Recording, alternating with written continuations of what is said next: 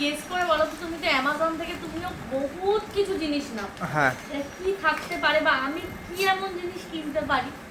ও বাবা, এত কোটি কোটি জিনিস অ্যামাজনে আমি কি করে বলবো তুমি কি কিনতে পারো? তবুও মানে আমি যেরকম ধরনের জিনিস কিনি তার তুমি মধ্যে এক্ষুনি বললে যে ওর ভাই বা এরকম কিছু এসেছে, তার মানে নিশ্চয়ই ওর মধ্যে কোনো সফট টয় আছে। ওর ভাই। বললেন এক্ষুনি যে বিকু তুমি তোর তো ভাই তোমার বউয়ের এসেছে। দিকে কোনো রকম খেয়াল রাখো না।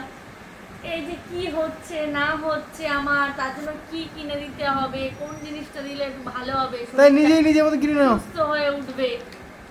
এই জন্যই তো ভালো যে শরীর সুস্থ হয়ে উঠবে মানে তোমার কি হয়েছে? মেয়েদের ইনকাম, মেয়েরা যদি নিজের টাকা ইনকাম করে হুম। তাহলে এইটাই তো একটা ভালো সুবিধা, যে যখন যেটা ইচ্ছা সব হবে সময় খালি কিনে নেবে। পার্সেল আসবে।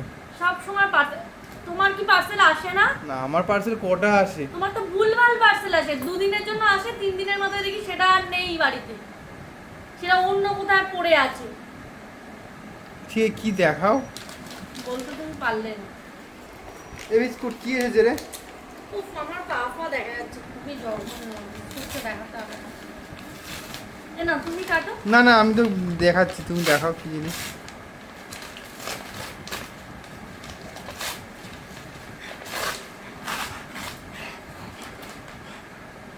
ভিকু! ও মা, পাশের মাথার বালিশ।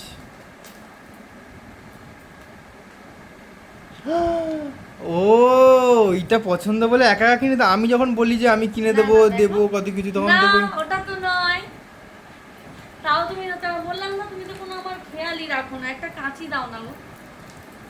দাঁড়াও ধরো।